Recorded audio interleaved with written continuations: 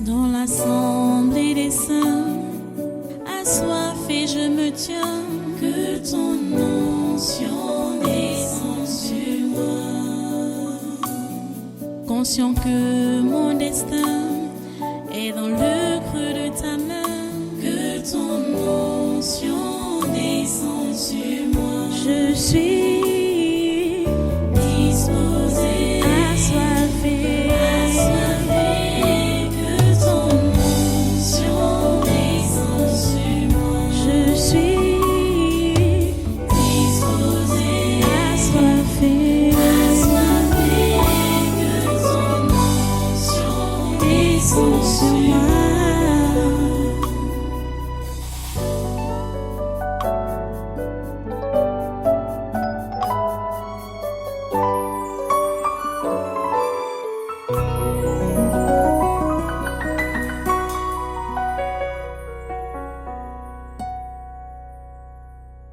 Alléluia. Reste debout et prends ta Bible.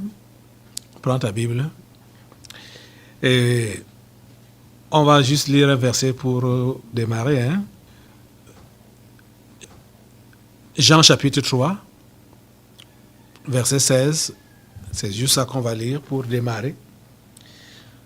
Je vous ai dit depuis le début de la prière, depuis que j'ai pris la parole, que nous continuons avec notre enseignement sur la nature de Dieu, qui est donc l'amour. Cette nature que nous devons développer en tant que ses enfants bien-aimés. Jean chapitre 3, verset 16 dit « Car Dieu a tant aimé le monde qu'il a donné son Fils unique, afin que quiconque croit en lui ne périsse point, mais qu'il ait la vie éternelle. » Prions le Seigneur. Dieu trois fois saint, nous te remercions pour ta parole de ces moments. Nous te remercions pour ta parole de ce jour. Nous te remercions pour ta bienveillance.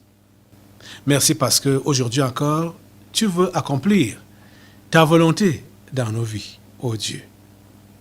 S'il te plaît, qu'elle soit accomplie. C'est ainsi que tu as prévu dans ton ciel pour chacun d'entre nous en ce jour, ce matin. Seigneur, accomplis cela. Que ta volonté soit faite dans nos vies comme au ciel. Et que ta volonté soit faite sur la terre, cette terre, comme au ciel. C'est notre prière, Seigneur. S'il te plaît, interviens. Au nom de Jésus, nous avons prié. Amen. Prenez place. Une fois de plus, soyez les bienvenus au Tabernacle de la Liberté. Soyez les bienvenus à ce congrès du surnaturel de ce dimanche 27 novembre 2022. La nature de Dieu, c'est l'amour.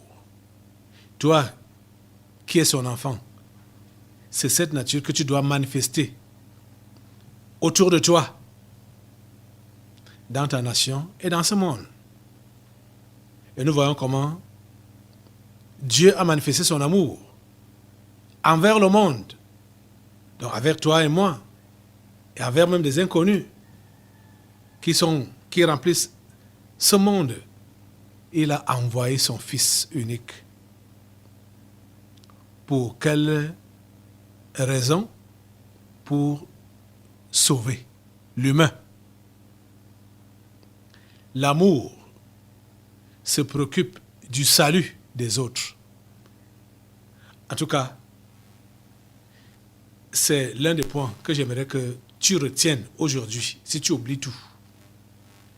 L'amour de Dieu et l'amour véritable est préoccupé par le salut des perdus. L'amour véritable, l'amour de Dieu est préoccupé par le salut des perdus. Et quand cet amour-là est donc manifesté, ça fait des largesses. Donc ça fait des dons. Ça donne. Ça se donne. Car Dieu a tant aimé le monde qu'il a donné son Fils unique, afin que quiconque croit en lui ne périsse point, mais qu'il ait la vie éternelle. Quand on aime on veut sauver. Et quand on veut sauver, on sacrifie ou on se sacrifie. Et c'est ça que Dieu nous demande d'avoir. Ce genre d'amour que Dieu nous demande d'avoir. Cher ami chrétien, tu ne dois pas être inquiet. Tu ne dois pas sous-estimer l'amour de Dieu parce que tu passes par certaines épreuves ou parce que tu passes par certaines corrections. J'ai déjà mentionné ça au cours de cet enseignement. Que l'amour de Dieu, ce n'est pas ce que certains peuvent penser.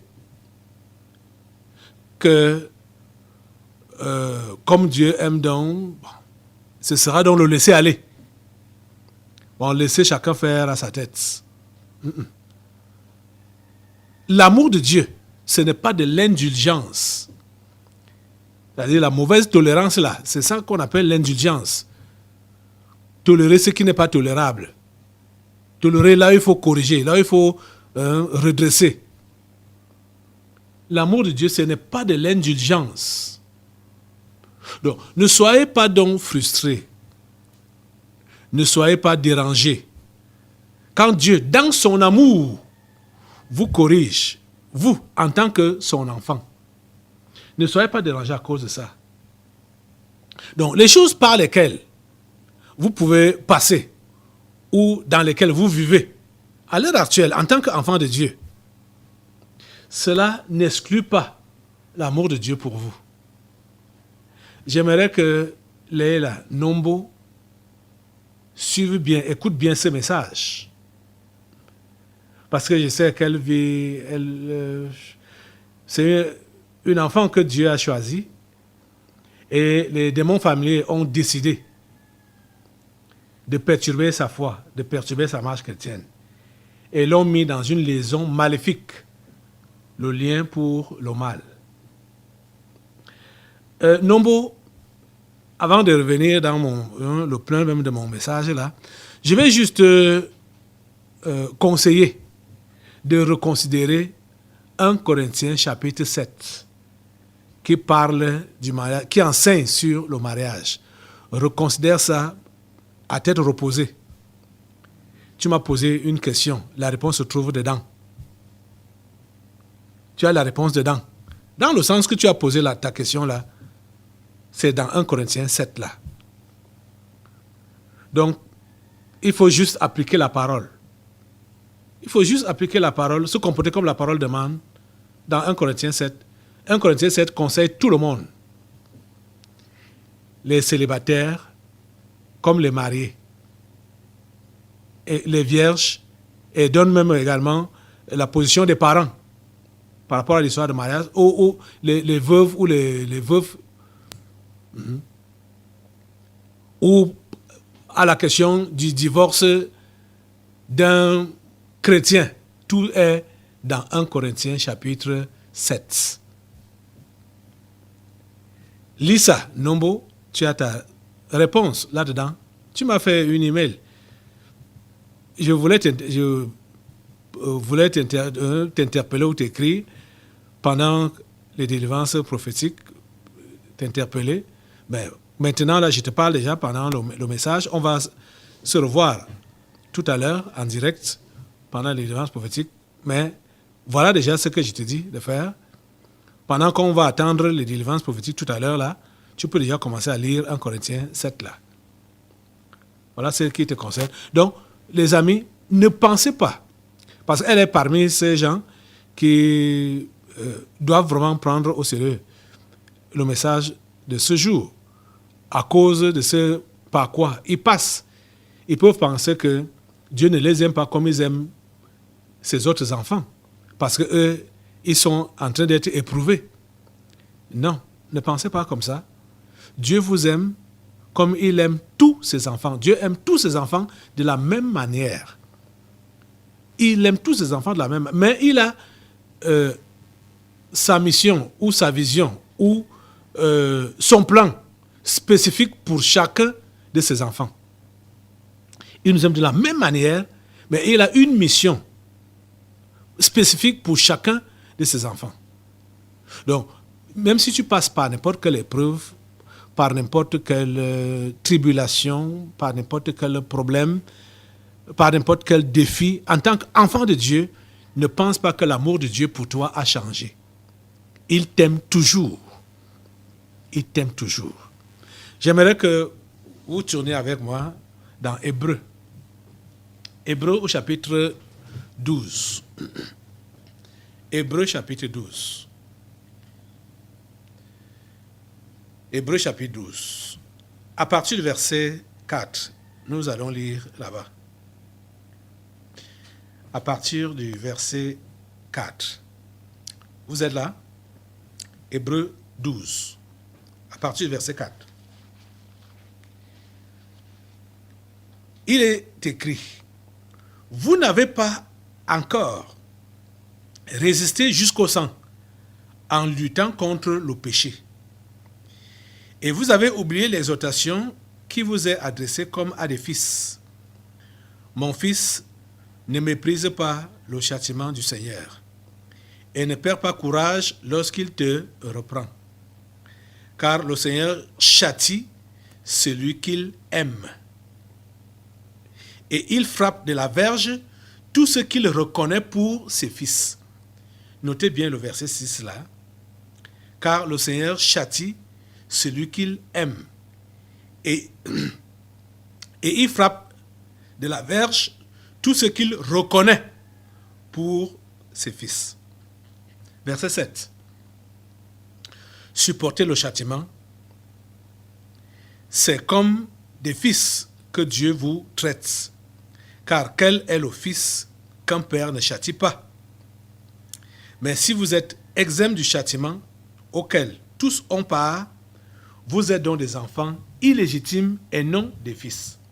D'ailleurs, puisque nos pères, selon la chair, nous ont châtiés et que nous les avons respectés, ne devons-nous pas, à bien plus forte raison, nous soumettre au Père des esprits pour avoir la vie? Verset 10. Nos pères nous châtiaient pour peu de jours, comme ils le trouvaient bon, mais Dieu nous châtie pour notre bien, afin que nous participions à sa sainteté. Dieu nous châtie pour quelle raison? Afin que nous participions à sa sainteté. Il est vrai que tout châtiment semble d'abord un sujet de tristesse et non de joie. Mais il produit plus tard, pour ceux qui ont été exercés, pour ceux qui ont été ainsi exercés, un fruit paisible de justice. Vous comprenez ce que la Bible dit là? Car le Seigneur châtie celui qu'il aime et il frappe de la verge tout ce qu'il reconnaît pour ses fils. Cela avait déjà été dit dans les Proverbes au chapitre 3. Allons dans Proverbes au chapitre 3. Proverbes chapitre 3, versets 11 et 12, nous dit ceci. Tu es là? Vas-y. Proverbes chapitre 3, versets 11 et 12, nous dit ceci. Mon fils, ne méprise pas la correction de l'Éternel et ne t'effraie point de ses châtiments, car l'Éternel châtie celui qu'il aime, comme un père l'enfant qu'il chérit. Comme un père l'Éternel châtie celui qu'il aime, comme un père l'enfant qu'il chérit. C'est différent de ce que vous voyez dans le monde. Certains parents qui prétendent aimer leurs enfants, pourtant les gâtent. Pourquoi? Ne les corrigeant pas quand ils sont en erreur. Ne les châtiant pas quand ils sont en erreur. Et vous savez que c'est ça qui a été maintenant imposé en Europe. Au point où, si tu corriges ton enfant à la maison avec le fouet, il appelle la police. Ton enfant appelle la police. que tu le maltraites, on te l'enlève. Vous voyez? Les Occidentaux, ce sont les anges déchus qui peuplent là-bas, qui sont majoritaires là-bas. Et c'est eux qui ont voté les lois, qui ont écrit les textes. Et les Africains qui ont encore le cœur vers Dieu veulent imiter bêtement ce qui se passe en Europe. On le sait, avant même l'école, donc avant l'école des Blancs, au village, que la personne qu'on aime, c'est cette personne-là qu'on châtie plus, qu'on corrige, parce que le châtiment là, ce n'est pas pour le m'attaquer, ce n'est pas pour le tuer, le malmener, le maltraiter, non. C'est pour lui donner la forme, c'est pour que la personne soit une bonne personne, utile pour la société et pour la famille. Et on le sait, généralement. Je peux peut-être dire, on le savait, parce que je ne sais pas si c'est la même culture qui prévaut dans les villages maintenant là, que la personne qu'on déteste, c'est elle qu'on laisse, ou l'enfant qu'on déteste, on laisse l'enfant là faire ce qui lui vient dans la tête. Personne ne lui dit que tu fais quoi là. Mais celui-là qu'on aime, et celui-là sur qui on a misé là, on veut voir vraiment qu'il rapporte, qu'il est utile, on met l'œil sur l'enfant là. S'il est en erreur, on le redresse avec le fouet. C'est ça que la Bible dit ici. L'Éternel fait la même chose donc l'Éternel Dieu fait la même chose pour ses enfants. Ses enfants que nous sommes. Il nous châtie, il nous punit, il nous corrige parce qu'il nous aime. Ce n'est pas pour nous faire du mal. Mon fils, ne méprise pas la correction de l'Éternel et ne t'effraie point de ses châtiments, car l'Éternel châtie celui qu'il aime, comme un père l'enfant qu'il chérit. L'Éternel châtie celui qu'il aime, comme un père l'enfant qu'il chérit. Comprenez? Donc, ne pensez pas que quand vous connaissez donc certaines difficultés dans votre vie en tant qu'enfant de Dieu, qui sont normalement des épreuves, vous allez considérer ça comme si Dieu vous a abandonné. Ce n'est pas l'abandon de Dieu, non, loin de là. Le Seigneur vous éprouve parce qu'il vous aime. Il est en train de vous tester parce qu'il vous aime. Et si vous avez commis une bêtise, il vous châtie, c'est parce qu'il vous aime. Ce n'est pas parce qu'il vous déteste. N'essayez pas de vous comparer avec les autres. Dieu a un plan pour chacun d'entre nous. Et il sait comment traiter avec chacun d'entre nous. Donc ne vous comparez pas. Déjà, vous n'êtes pas pareil. Même s'il faut parler du physique là. Vous n'êtes pas pareil. Même les vrais jumeaux ne sont pas pareils. Vous comprenez? La preuve, c'est que même pour les vrais jumeaux là, prenez leurs empreintes. Vous allez voir que les empreintes sont différentes l'un de l'autre. Et ils ne sont pas pareils. Et ils n'ont pas, même s'ils sont des jumeaux ou des jumelles, ils n'ont pas même destin. Dieu a fait chacun spécial. Il nous aime de la même manière et il sait comment nous gérer. Et comment gérer chacun d'entre nous selon la mission qu'il nous a confiée, selon le rôle que nous sommes appelés à jouer dans sa maison. C'est le traitement là qu'il nous donne. Vous comprenez? Ce sont les leçons qui sont dans ce domaine-là, cet aspect-là qu'il nous donne. Donc on n'a pas besoin de nous comparer aux autres. Peut-être on va estimer que nous sommes tous enfants de Dieu. Et voilà, tel a commis une bêtise, moi-même j'ai commis la même bêtise, mais ma punition à moi est plus élevée que la punition de l'autre. Pourquoi Dieu a fait ça? Ou bien pourquoi est-ce que le pasteur a fait ça? Comme certains pensent même que les décisions du pasteur sont forcément ses décisions. Que ce n'est pas Dieu. Voilà, le pasteur, que ce n'est pas Dieu, c'est le pasteur qui a décidé, qui a agi, qui a parlé et qui a pris la décision. Ce n'est pas Dieu. Le pasteur est serviteur de qui? Le pasteur est serviteur de Dieu. Il travaille en lieu et place de Dieu. Vous ne pouvez jamais voir Dieu face à face. Dieu passe par cet homme qui vous parle.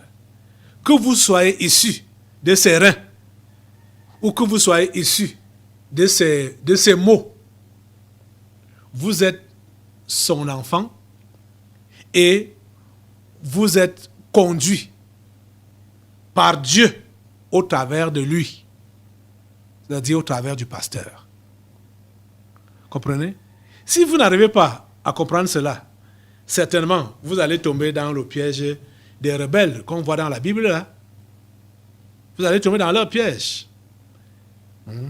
Comme on voit avec l'assemblée de Moïse par exemple, les Dathan, Coré, Abiram, ils ont pris Moïse comme un homme ordinaire. Ils ont dit que bon, n'importe qui pouvait se lever et nous faire sortir de l'Égypte pour nous conduire vers Canaan. Moïse n'est pas exceptionnel. Pourquoi il nous dérange? Et il prétend, et il y a même ceux qui étaient très proches de lui, comme son grand frère et sa grande sœur, Aaron et Marie, l'ont critiqué par rapport à sa vie matrimoniale. Ils l'ont critiqué. Mais Dieu n'a pas apprécié ça. Dieu n'a pas apprécié ça. Parce que Dieu sait comment il traite avec chacun de son enfant. Vous comprenez? Dieu sait comment il traite avec chacun de son enfant. Donc, s'il vous plaît, ne faites pas des comparaisons avec ce qui vous arrive. Vous vous comparez avec les autres chrétiens. Et parfois, vous allez même vous comparer avec des chrétiens qui ne le sont pas. Mais si vous savez que vous êtes vraiment enfant de Dieu, comprenez ceci une fois pour toutes. Dieu ne peut jamais vous détester. Dieu vous aime. Et son amour pour vous reste intact. Quel que soit ce qui vous arrive. Quel que soit ce par quoi vous passez. Quelle que soit l'école dans laquelle il vous met. Quelles que soient les leçons difficiles qu'il vous donne. Son amour pour vous n'a jamais changé et ne pourra jamais changer. Donc, ne commencez pas à vouloir murmurer et à vouloir vous retirer, à vouloir l'accuser. Ne le faites pas. Vous comprenez? Il sait pourquoi il fait ça avec vous. Il sait pourquoi il fait ça contre vous. Je mets contre vous, entre guillemets. Parce que ce qui peut paraître contre vous là, que Dieu permet, ce n'est pas contre vous, c'est pour vous.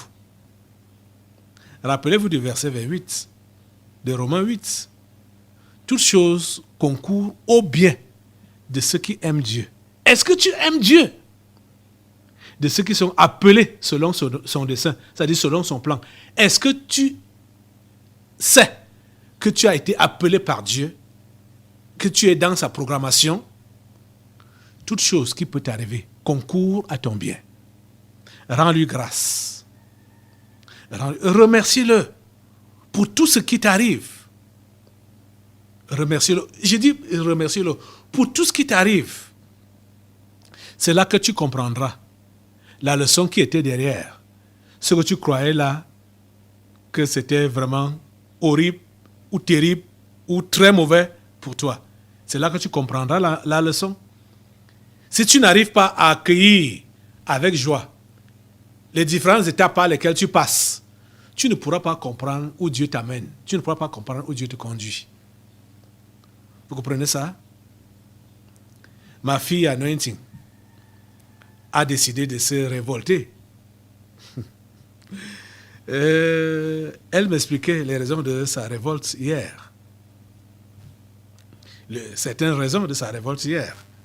Et l'une des raisons, pour elle, la décision que j'ai prise, qu'elle ne doit pas se marier. Elle dit que c'est moi qui ai pris ça. Elle dit que c'est moi qui ai pris cette décision-là, qu'elle ne doit pas se marier. Eh, Seigneur, ta grâce. Elle n'a rien compris. Elle utilise son cerveau. Elle utilise les méthodes des mondains, des païens du monde.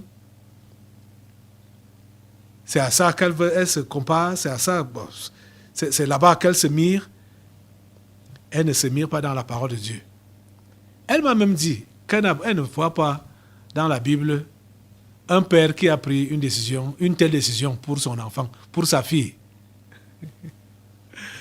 Je lui ai dit que ma fille, 1 Corinthiens 7 a déjà tout dit. Elle a donné, elle a tout fait comprendre que ce sont les parents qui décident, les parents chrétiens qui décident en ce qui concerne les mariages de leurs enfants. Donc, pas question que tu aies donc un exemple qui va te dire voici tel qui a décidé pour sa fille, tel, dans la Bible. Ouais, Seigneur. Allons un peu, j'ai envoyé Nombo Laïla dans ce passage-là de 1 Corinthiens 7. Comme j'ai causé avec Anointing hier, j'ai partagé avec elle hier. Elle est là, au culte, avec nous. Pour ceux qui l'aiment et ceux qui prient pour elle, continuez à le faire pour sa restauration totale. Vous comprenez ça? Et pour le moment, avec elle là, bonjour suffit. N'allez pas au-delà. Jusqu'à ce qu'elle soit totalement restaurée. C'est compris? Ok. 1 Corinthiens chapitre 7. Voici, Anointing. Tu es même la première personne à prendre ce passage-là. Je prends 1 Corinthiens chapitre 7. À partir du verset 32. À partir du verset 32. Or, je voudrais que vous fussiez sans inquiétude. Celui qui n'est pas marié s'inquiète des choses du Seigneur, des moyens de plaire au Seigneur. Chaque fois que je parle avec cet enfant, je lui pose la question, tu t'appelles comment? Anointing. Anointing signifie quoi? Et anointing doit faire quoi? Elle sait. Vous savez. Elle me disait hier que quand elle donne son nom, directement les gens savent que elle est, non seulement elle est issue d'une famille chrétienne, mais elle est chrétienne. Il dit, le nom que tu portes là, c'est une mission qui est sur toi. Elle me disait, pourquoi moi je n'ai pas décidé comme ça pour les autres enfants? Pourquoi c'est à elle seule que je dis qu'elle ne doit pas se marier? Je lui ai demandé, tous portent le même nom, tous sont comme toi, vous êtes tous pareils. Tous les enfants de Dieu ne sont pas pareils et chaque enfant de Dieu a une mission spéciale que Dieu lui a donnée. Je vais continuer la lecture. Donc, verset 33. Et celui qui est marié s'inquiète des choses du monde, des moyens de plaire à sa femme. Verset 34. Il y a de même une différence entre la femme et la vierge. Celle qui n'est pas mariée s'inquiète des choses du Seigneur, afin d'être sainte de corps et d'esprit. Et celle qui est mariée s'inquiète des choses du monde, des moyens de plaire à son mari. Ok. En ce qui concerne donc Bon, continuons quand même. Verset 35. Je dis cela dans votre intérêt. Ce n'est pas pour vous prendre au piège. C'est pour vous porter à ce qui est bienséant et propre, à vous attacher au Seigneur sans distraction. À vous attacher au Seigneur sans distraction. Le mariage distrait. Les enfants distraient. Les choses de ce monde distraient.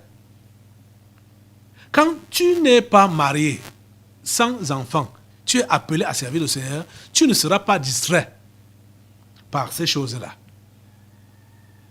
Verset 36. Si quelqu'un regarde comme déshonorant pour sa fille de dépasser l'âge nubile et comme nécessaire de la marier, qu'il fasse ce qu'il veut, il ne pêche point qu'on se marie. Verset 37. Mais celui qui a pris une ferme résolution sans contrainte et avec l'exercice de sa propre volonté et qui a décidé en son cœur de garder sa fille vierge, celui-là fait bien. Verset 38. Ainsi, celui qui marie sa fille fait bien et celui qui ne la marie pas fait mieux. Voilà ce que la Bible nous dit. Voilà ce que la Bible nous enseigne aux parents chrétiens véritables. L'enfant-ci a souvent eu l'intention de me tenter, c'est le terme, puisque elle connaît, elle a toujours connu ma volonté, ma position.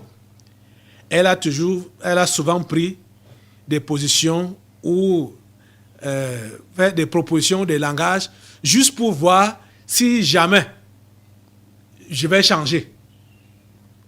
Ou si je vais... Oui, si je vais changer, si je ne vais pas céder. Je suis né avant toi. C'est moi-même qui t'ai engendré. Je suis ton père physique et ton père spirituel. Donc tu ne peux pas être plus sage que toi. Je lui disais hier que ce que tu as dans la... j'ai appelé ça comment encore? Ce qui est enfoui dans soit la calebasse là, à l'intérieur là, la matière grise qui est dans la calebasse là, c'est comme ça que j'ai appelé ça. Ce n'est pas toi qui as créé ça, c'est Dieu qui a créé ça. Parce qu'elle pense souvent qu'elle est très intelligente. Elle pense souvent qu'elle est très intelligente. Mais tu ne peux pas changer la position de Dieu, ma fille. Et ça, c'est avec tout le monde qui prend les décisions de Dieu ou les décisions du pasteur comme étant extrêmes contre eux. Que ici, là, le pasteur a exagéré. Ici, là, Dieu a exagéré. Il faudrait qu'il modifie. Il faudrait que ça change. Nous ne sommes pas créés. Nous avons été créés par Dieu. Et Dieu nous a créés chacun pour un rôle spécifique. Chacun pour un rôle spécifique. Donc, tu as donc compris, et vous comprenez par cette lecture, que c'est n'importe quel parent chrétien qui doit décider pour l'avenir de ses filles. N'importe quel parent chrétien doit décider pour l'avenir de ses filles. L'histoire de dire que le choix du conjoint, ça ne revient pas à la fille. Le choix du conjoint ne revient pas à la fille. Ça ne revient pas à la fille de choisir. Ou le choix même du mariage. Je vous avais déjà dit, vous, filles du tabernacle, ne priez jamais pour le mariage. Ne priez jamais pour le mariage. Que Dieu vous donne un mari. On n'a pas vu ça dans la Bible. Et vous voyez que le mariage se décide par les parents chrétiens, les amis de Dieu véritables. C'est eux qui décident pour l'avenir du mariage de leurs enfants. Vous comprenez? La question du mariage ne doit pas être votre problème. Elle me dit que j'aime les enfants. Alors que moi, j'aime les enfants. Seigneur. Cette décision qui est prise sur toi, c'est pour que tu sois consacré au Seigneur et que tu puisses le servir sans distraction. Et maintenant là, Dieu est Dieu, hein? Il décide comme il veut, il fait comme il veut. Mon message était déjà préparé à l'avance, avant que je ne puisse m'entretenir avec elle, ma fille Anointing, hier. Donc peut-être elle peut me penser que c'est à cause de sa présence là que je parle de ça. Ce n'est pas ça. Donc, Dieu a juste prévu à l'avance, comme ce culte a déjà été célébré depuis, hein, chez Dieu. Nous, les humains, on est juste là en train de... C'est-à-dire de voir ce que Dieu a déjà fait depuis longtemps.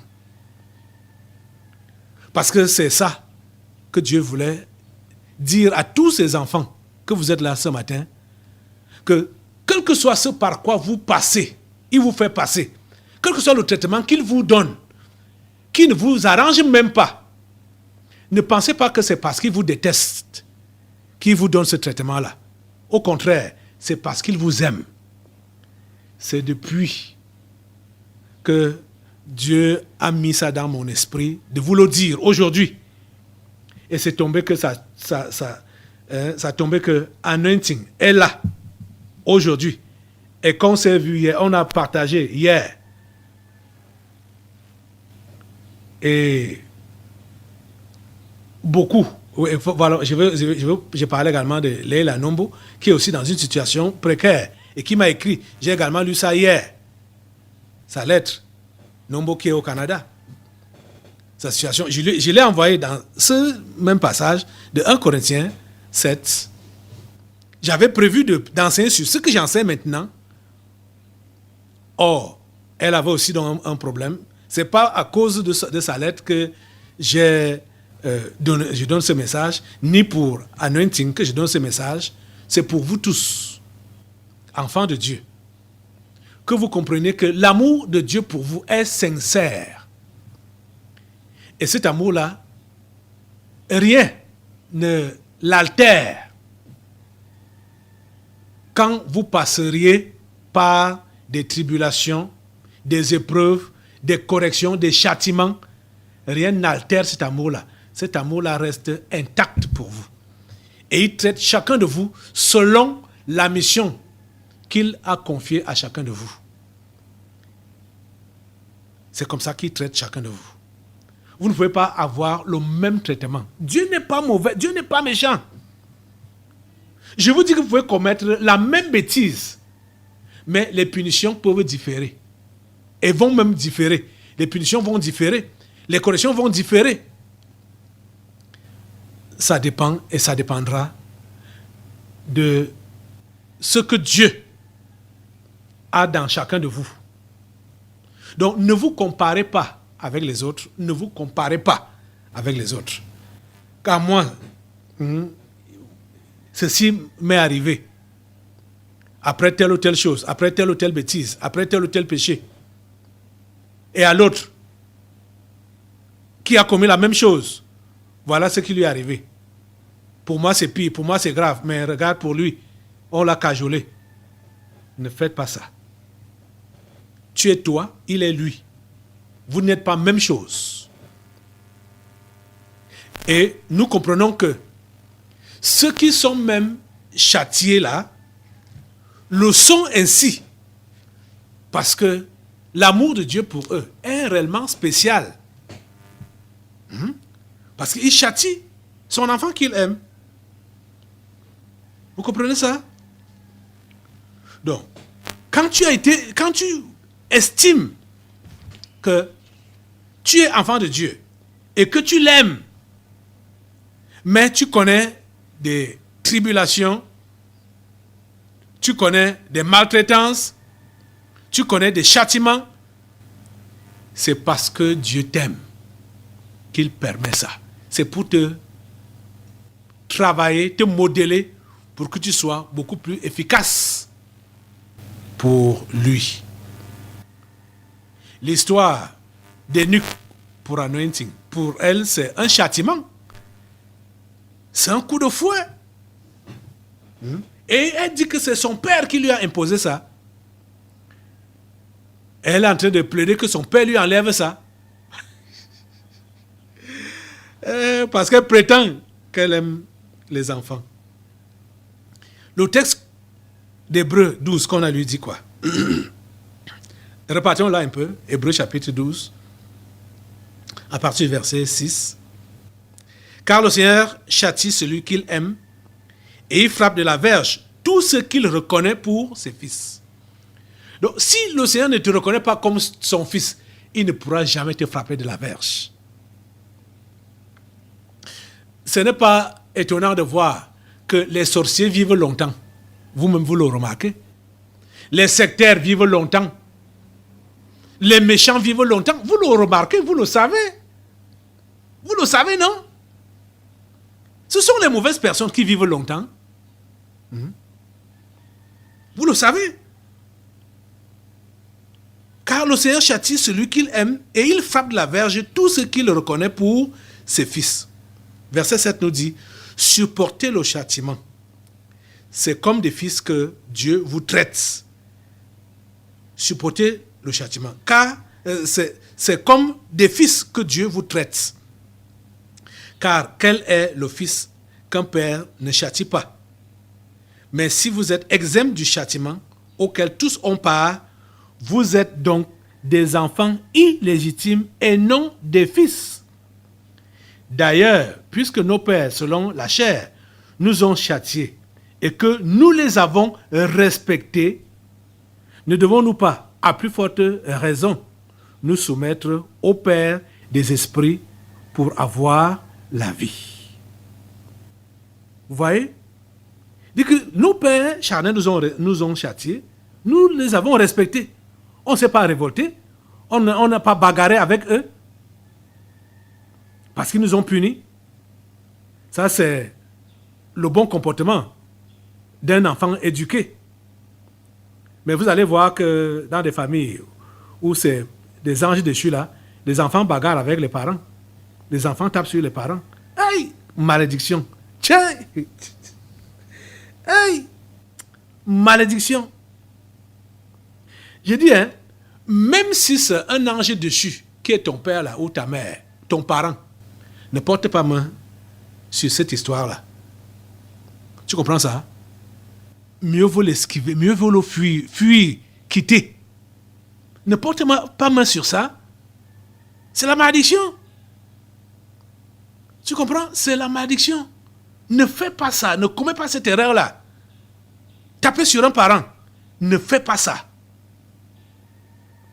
Tu comprends ça?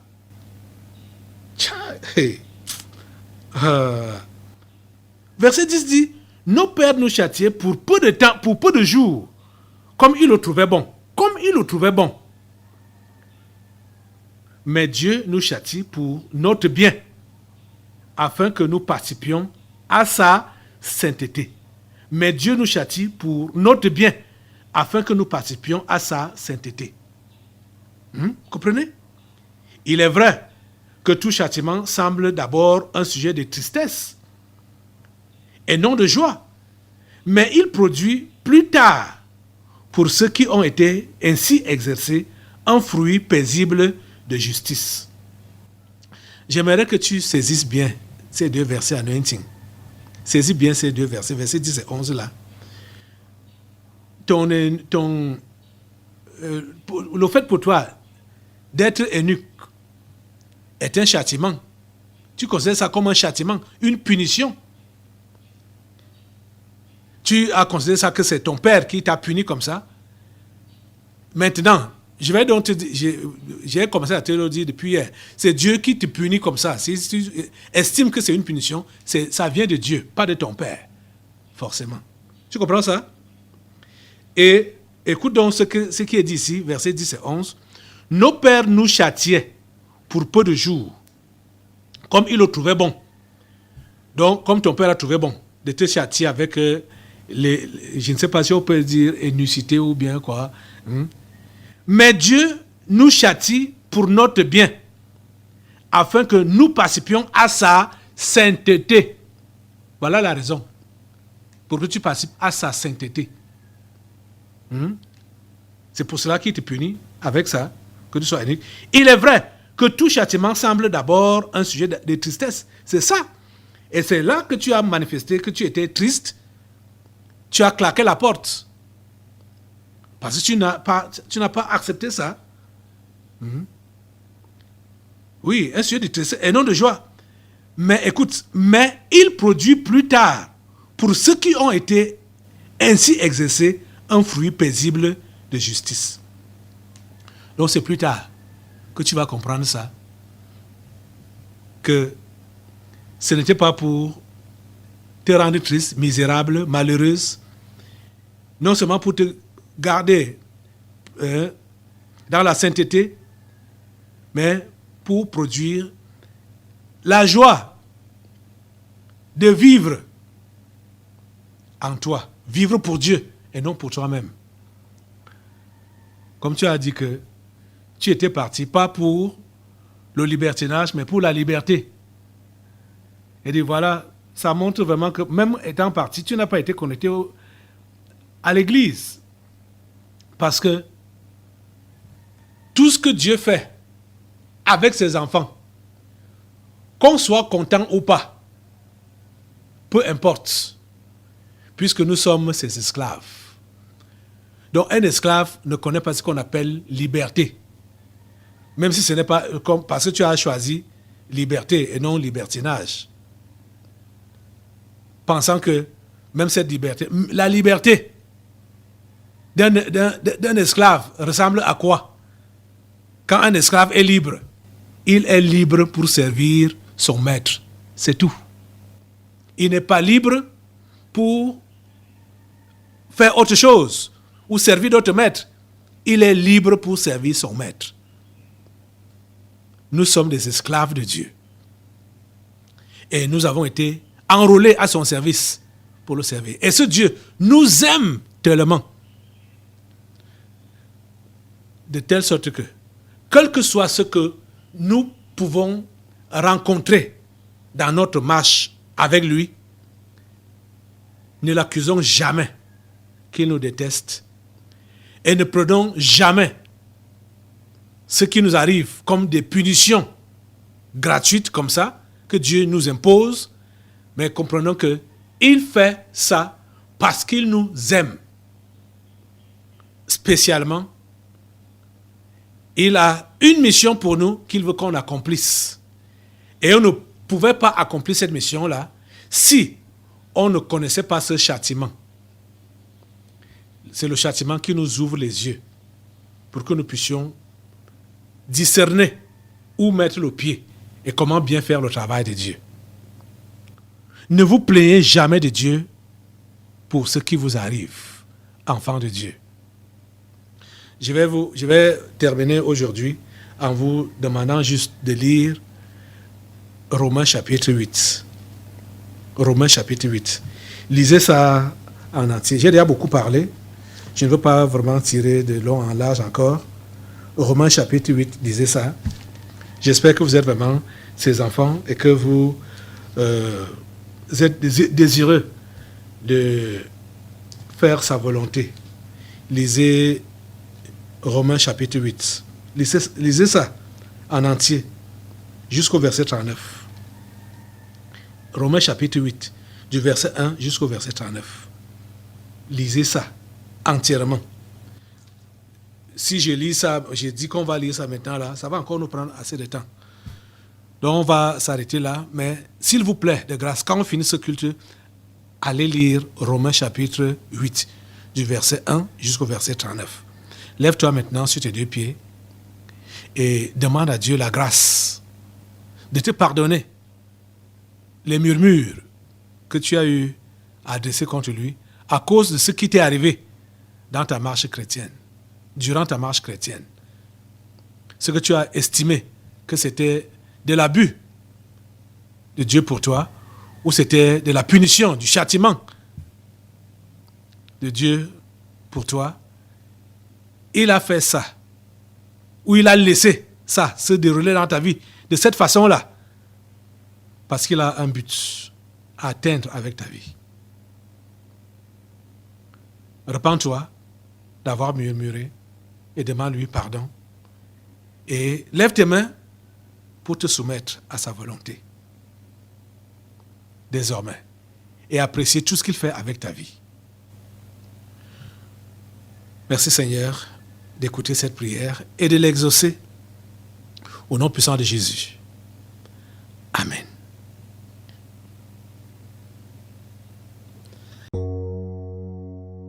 Dans l'assemblée des saints, assoiffé je me tiens, que ton onction descende sur moi. Conscient que mon destin est dans le creux de ta main, que ton onction descende sur moi. Je suis